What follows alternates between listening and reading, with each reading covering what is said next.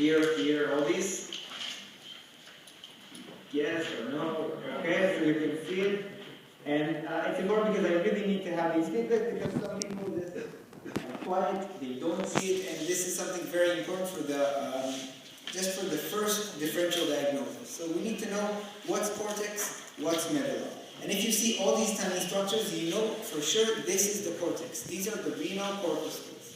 And in the cortex, we said there are only two structures that we need to think about. Either it's a medullary ray, or it's a cortical labyrinth. Can you see all these scratches here? Here, and here, and here. All these are the medullary rays. Okay? These are the straight medullary rays, and if I see it, I already know. This is composed of three things. Proximal, distal, straight tubules, and collecting nerves. If it's not a medullary ray, we can use all the rest, so all these areas. This will be our cortical labyrinth. And a cortical labyrinth is also composed of three things. Proximal and distal convoluted tubules, and this is the only place where we can see the renal corpuscles, these heads of the nerve. Now here, I don't see these renal corpuscles. I don't see these round structures. And it looks like a collection of tubules. This means that this will be the medulla. Okay? This is how we make the difference. Another way, but you can't count on it, is that in between the cortex and the medulla, we have vessels. These will be the arcuate vessels that are arching around the pyramids. So this is something that I will give you as an identification. Okay, these vessels. The further vessels, more towards the cortex, these will be the interlobular vessels. Okay, not the interlobar, but the interlobular, which will define what is the cortical lobule. So let's see how it looks like. We can see here, all the nephrons that will be in this area, really close to the medulla. This will be the juxtamedullary nephrons, have a very deep loop of headland that reaches the inner stripe of the medulla, and they will concentrate on urine. We have these structures here, and here, and here, and all these will be our medullary rays. And in between this will be our cortical labyrinth with renal corpuscles. Now they can show you an image like this, and you can see that here you have the medullary rays, and here you have these renal corpuscles. So we know this is cortex. Here we don't see it.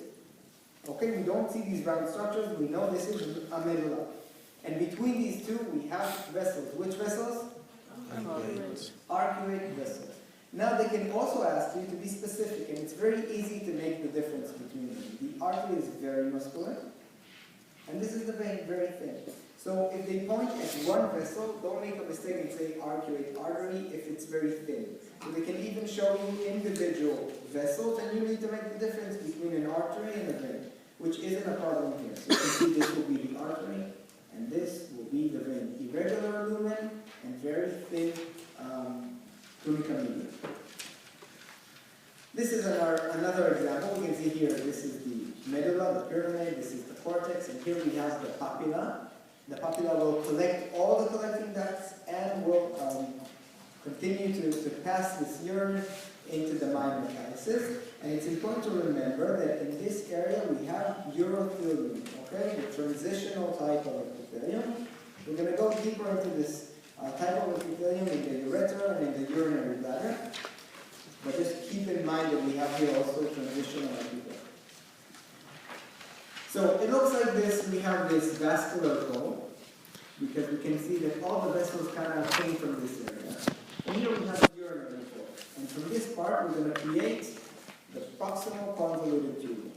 All these eosinophilic tubules will be the proximal ones. And here we can see the distal one. This one will be a distal one. This one that creates the macula densa will also be a distal one. So we'll see better examples, but you can see here a slight difference between the two, and usually they never gave it so far as an identification. It's very difficult to really see the difference, so if they want to do it, they have to put in one next to another, and then you'll see one is very bright, and one is very eosinophilic, and then you'll know the difference. So again, the vascular pole, urinary pole, we can see here this simple squamous epithelium. This is something that you can identify, but just by pointing at one cell here, I can't know which cell it is. So inside the glomerulus, it could be either one of the three. They can't ask you to identify an individual cell because we simply don't know if it's an intraglomerular mesangial, if it's an endothelial cell, or if we're talking about one of the podocells. Again, this is just an example to show you how from this urinary space we're really creating the simple squamous epithelium becomes cuboidal, and it creates this first proximal convoluted tube. So it really comes from the nephron. This will be the urinary pole. This is just to show you, it's not a very accurate example, but just to show you a little bit the difference between a pyramid and a lobe. Okay, so because this is actually a cross-section, but if you see this as a pyramid, and we just add to this the associated cortical areas, so this will be the lobe, the renal lobe, not lobule, but the lobe. So this will be a pyramid, and when we add the cortical parts, we have the renal lobe. So this is the difference between the two, just for you to know. The lobule is going to be somewhere in the cortex, between two interlobular vessels, and in the middle, we'll have medullary ray. Now, which area is this in the kidney? Cortex. We can see all the renal corpuscles, we see some medullary rays, this is the cortex. At the area where the medullary rays end, we still have a little bit of cortex. And this is called the cortex cortices, or the cortex of the cortex. This is the uppermost stripe of the cortex. It's not too significant, but here we have all these nephrons or renal corpuscles belong to nephrons that are by definition cortical nephrons. Okay, so these are the cortical ones. Below where we saw the border between the middle and the cortex are the juxtamedullary ones, and all the rest are just intermediate nephrons. So here you can see all the cortical nephrons. Okay, what is this vessel? Arcuate. Interlobular, not lobar, lobular. Here's another interlobular, and between them, this is not the best example, but there should be a medullary ray, and we call this the renal lobule, cortical lobule. Here we can see some medullary rays and some cortical labyrinth with a renal corpuscle, and these will be the intermediate nephrons. This is a good example for a cortical lobule. You take one interlobular vessel, another interlobular vessel, and in between them, with this medullary ray, we can create this lobule. Okay, just another anatomical division of one of the compartments of the kidney. Not significant at all, but we'll see another slide how we need to identify it from another section. Okay? Again, medullary ray, and if it's not a medullary ray in the cortex, it's going to be a cortical labyrinth composed of these convoluted tubules and some renal corpuscles. This is very nice. We can see the glomerulus. So we have the simple squamous epithelium of the Bowman's capsule, and inside some podocytes. We'll see some intraglomerular mesangial cells and the fenestrated endothelium. You can see here a distal convoluted tubule, so you can see one cell, another cell, and suddenly it becomes very, very dense next to this arteriole. So this will be our macula densa. Okay, this will be, we don't know if it's an afferent or an efferent. Okay, we can't tell just by looking at it because I don't know where it comes from. I can't see the circulation, so they can't ask you to identify which is which. But let's assume now that this one will be the afferent. Okay, so if this one is the afferent, the cells here around should be the juxtaglomerular cells. There's a close communication between the macula densa and the juxtaglomerular in order to release renin according to levels of sodium in the distal tubule. And these cells, we can assume, again, we don't know for sure, but they could be the extraglomerular mesangial cells, those that are going to release erythropoietin. So this is just an overview for this juxtaglomerular apparatus. In between the visceral and the parietal portions of Bowman's capsule, we have the space called the urinary space that is going to turn into this proximal convoluted tube. So these are all the structures that we mentioned before. Here you can see the difference between the distal tubule, okay, this one, and the proximal distal. So you can see the difference in the colors a little bit. This is another distal and proximal. Since they're a bit brighter, like in these areas, this will be distal, and around it will be the proximal. But again, I doubt if they're going to give it as an identification. And if so, they should, at least if they want to keep it fair, put them one next to the other so you can really see the difference in the colors. Here is a brush border, so if you can see there's this line I'm going to follow now. And this line is the brush border in the proximal convoluted tubule. We have this brush border because we have mainly sodium and water reabsorption, and we need to increase the surface area. So they can ask questions about what is the tubule that has microvilli or a brush border, or what is the function of the proximal convoluted tubules, and so on and so forth. Here we can see these cross-sections and cross-sections, and suddenly these straight structures, okay? This will be a medullary ray. And here you can see the different colors. So this one will be a proximal one, this is a distal one, and again, it's not, don't take it as a must, but if you see that there's a larger lumen, or like you can see here, a bigger lumen, then it's probably a collecting duct, but we don't know for sure. So they're not going to ask you about these things. You really need to identify it from a cross-section. It's easier to identify a collecting duct. But they're going to show you this as a structure, and they're going to expect you to say that this is the whole, is a medullary ray. Okay? This is the level that you need to know and understand. So again, we can see here the distal tubules in comparison to the proximal one. This is another distal tubule, two proximal ones. So I'm just teaching you this so you will know and try to kind of see it, but I doubt if they're going to show something like this. Okay, this is again all these structures that we talked about, so I'm not going to repeat it, but the juxtaglomerular apparatus. We can see here the inner portion, outer portion of the nephron, and the tubule surrounding it. This represents not the medullary ray, but the cortical labyrinth. So if you see this, not only that you know you're in the cortex, you know that you're found in the cortical labyrinth. And again the same. So let's take a look at your kidney, okay? It's not your kidney, but we're going to see in the test. Here we can see the capsule, okay? This capsule doesn't give any septa, it doesn't attach firmly into the kidney itself. We can see this area, okay, kind of divided from here. From this one, we can see all these little renal corpuscles. So this is my cortex, and this area will be the medulla, okay? All the vessels here, that we can see here, these are the arcuate ones. They're in between the medulla and the cortex. And here we're going to see some vessels, and these are going to be the interlobular. Now this one could be an interlobar, okay, because it comes in between lobes, it's a bit lower, it's more in the medulla, so it's probably the interlobar. When we look at this, we can see all these structures, okay? Here we can see one, and one, and one. All these will be the medullary rays. And this is an identification. It seems easy maybe, but this is what they want you to know. And if it's not this, and they ask about this region, then this region would be cortical labyrinth. Cortical labyrinth. Perfect. Now they show you these vessels. So again, if the lumen is irregular and it's not muscular, we call this vein. The vein, the arcuate one, okay? Because this is the location. So they have to show you an indication also to where we're at. They can't just give you vessels and expect you to understand, because here all I see is cortex. So I need to know exactly where I'm located in order to know which vessels are these. And this one, it's more muscular. This will be the arcuate. The arcuate. So this is a nice image where you can see the renal corpuscle, urinary pole, vascular pole.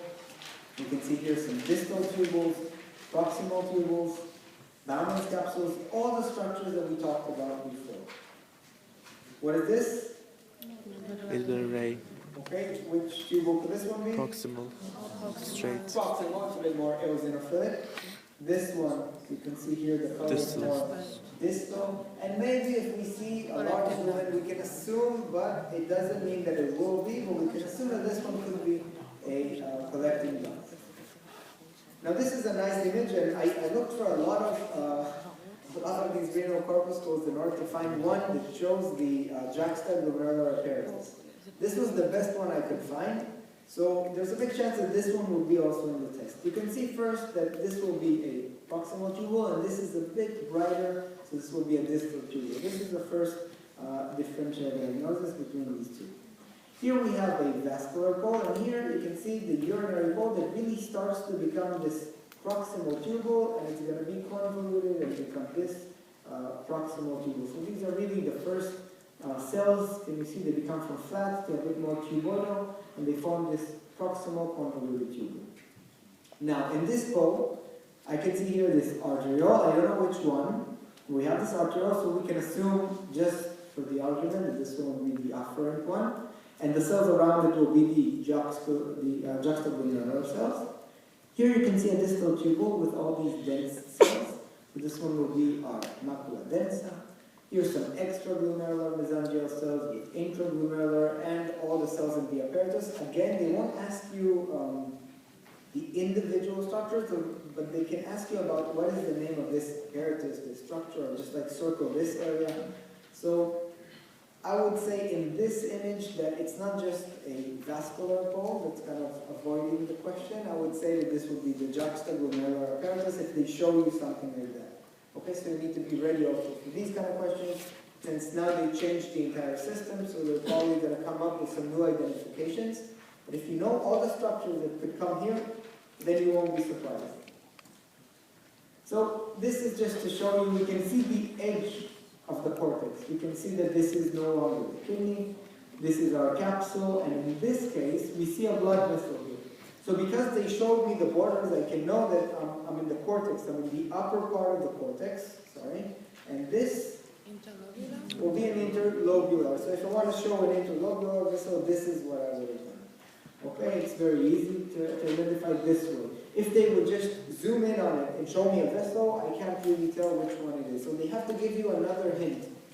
That this hint will either be just to show you a lower magnification with a pinpoint, where am I located in the kidney, or just to show you it like this. That you can understand from this image that you, not only that you see the vessel, but you can see that you're just at the upper part of the kidney. Okay, now what we're going to do, so far we talked about this radial section, a longitudinal section, and now we're going to do a tangential section, which is going to be 90 degrees to the orientation we saw so far. It reminds us a little bit of the bone. And in the bone we have this game with the Voltzmann and the Varshan canals, and every time we saw it from a different perspective. So you need to either look at something as a longitudinal one, as an elongated structure, or as a cross-section. So what's going to happen now, because we're going to look at it from 90 degrees, it means that everything that was now a medullary ray, that was in a columnar structure, is going to change now, and we're going to see it as cross-sections. But all the rest is going to look the same. So we're going to look at the slide.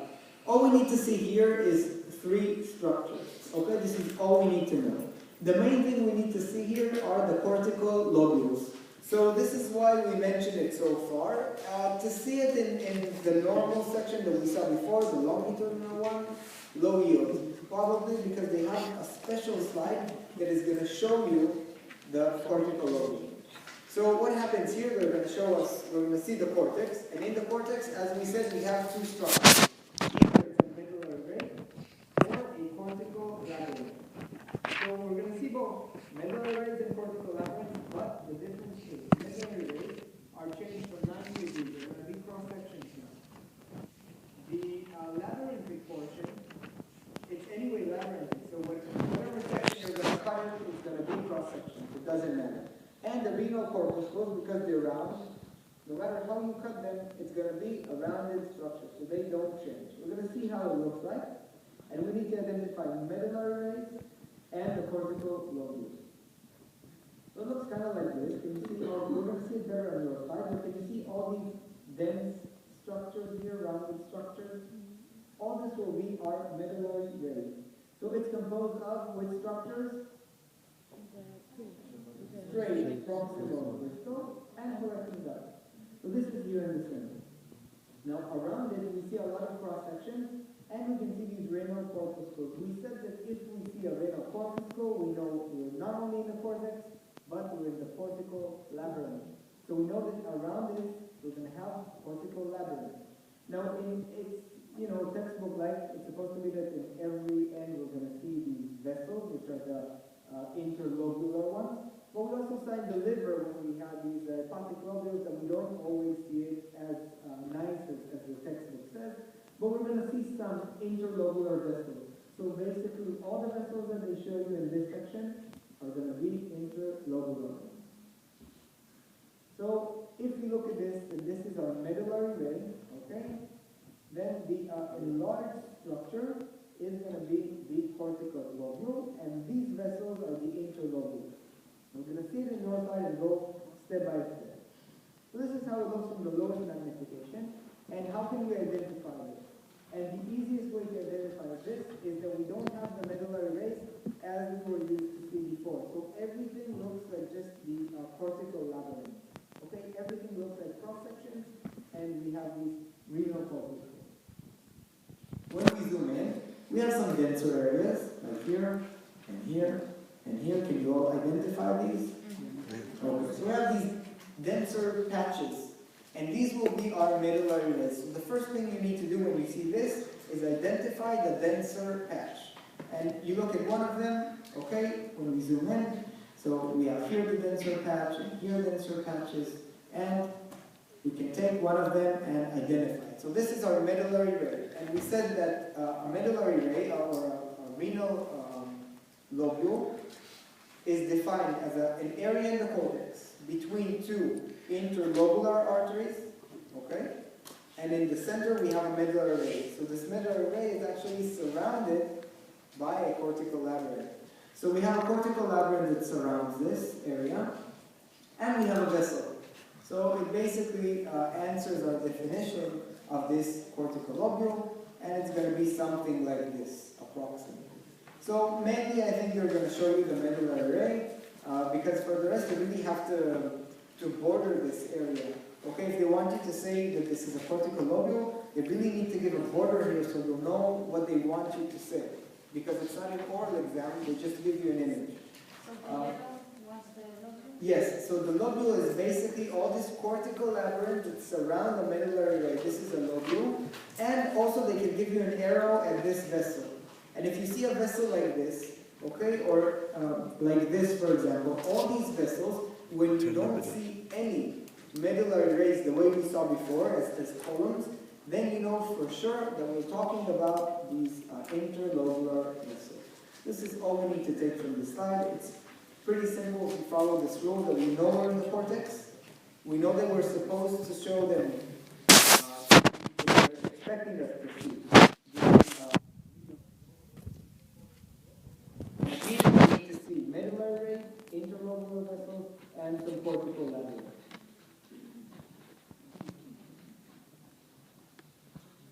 Now, last slide about the kidney, and in this case we're going to talk about, and I stopped before with the afferent and efferent vessels.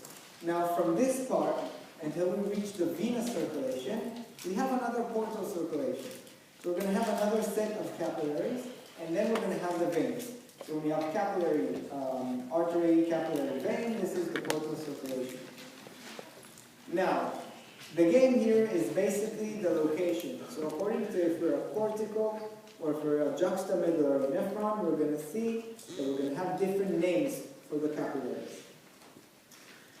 Now, the slide is the same as we saw at the beginning, just with Indian ink, and when we inject the animal Indian ink, it goes mainly to the capillaries, but also it could go to the larger vessels. So because we're dealing here with blood vessels, they could ask us a few questions mainly about identification, about the arcuate or the interlobular vessels, the way we saw at the beginning.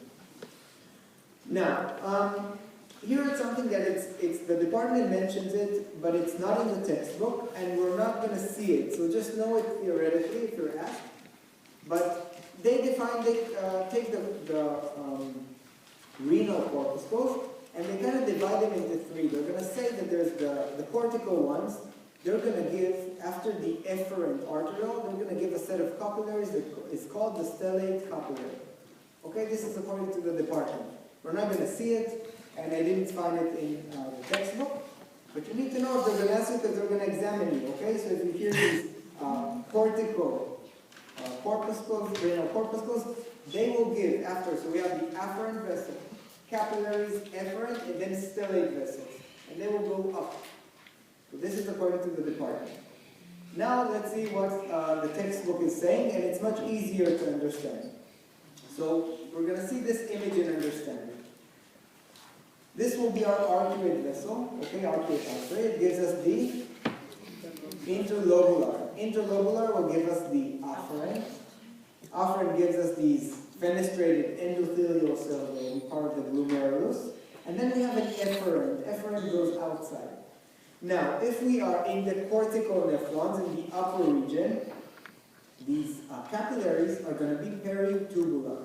They're going to be just around the proximal and distal convoluted tubules. So we call them peritubular, and then they're going to join in the interlobular vein, and then it's the same just backwards. Arcuate, interlobar, and then into the renal vein. So this is if they're in the upper region. If they're in the juxtamedullary region, we said they have this deep loop of Henle. So these peritubular, capillaries are not the peritubular. In this case, they follow the loop of Henle, and we call them the vasa recta. And again, they're going to join into the same veins. So just to make it simple, what you need to know, really need to know, is that we have two types of nephrons. The upper one, the cortical, and the juxtamedullary ones. If it's a cortical one, the capillary from the efferent is going to be peritubular, and it's going to drain into the interlobular vein. If it's the juxtamedullary nephrons, the lower ones, then we call these capillaries vasa recta. They're very, very straight and elongated, and they follow the loop of Henle and the straight tubules, and then it's going to drain into the same vein. What does it really mean? Okay, the addition before the department say is that there are even higher cortical nephrons that have these stellate capillaries. So just put it somewhere in your brain, but don't be too eager to pull it out because I haven't seen it anywhere else. Now, what does this mean? How can we identify this? They're going to show us a kidney with a lot of black areas that are going to be Indian ink. What we really need to understand here is the location, okay? These are the convoluted tubules, right? Proximal and distal. Where can we see proximal and distal tubules in the cortex? The convoluted ones, where are they located? Cortical labyrinth. If they show me a cortical labyrinth, I know it's peritubular capillaries. If they show me either medulla or they show me medullary ray, this is where I have the straight tubules. It means that this is where I'm going to have vasa recta. So if it's this messy cortical labyrinth, it means peritubular capillaries. And if it's the medulla or medullary ray, this is the vasa recta. So this is the kidney. Okay, we can see it's similar to what we saw before. They can still ask questions because it's kind of, the topic here is blood vessels. They can ask you about these vessels. Okay, and where are these vessels? Arcuate. Okay, this one could be an interlobar, okay, because it's a bit deeper. And if you see vessels here, which one will they be? Interlobular. Now we're going to zoom in and we see something like this. Okay, what is this? Glomerulus. Okay, this is a glomerular capillary. So it's also, because these are capillaries, blood is reaching these capillaries and filling it up. When we zoom in, so we see the glomerular capillaries, and we see here a lot of capillaries. I want to give them a name. So I need to ask myself, again, I'm in the cortex. Is this a medullary ray or is this a cortical labyrinth? Cortical labyrinth, right? Because we see these things. And because it's a cortical labyrinth, I know that these will be the peritubular. So if you see this image, like this, messy, it's the peritubular ones. On the other hand, if I see something that will be in these areas or in the medullary rays, it's going to be very straight. So can you see all these vessels? These will be our vasa recta because they are straight. They go deep from the medullary ray into the medulla. So make a difference between this and between this. So here you can see that they go in between these convoluted tubules, and here it's very straight and elongated. And these will be vasa recta, and these will be the peritubulars. Okay. Good. And then we'll come back.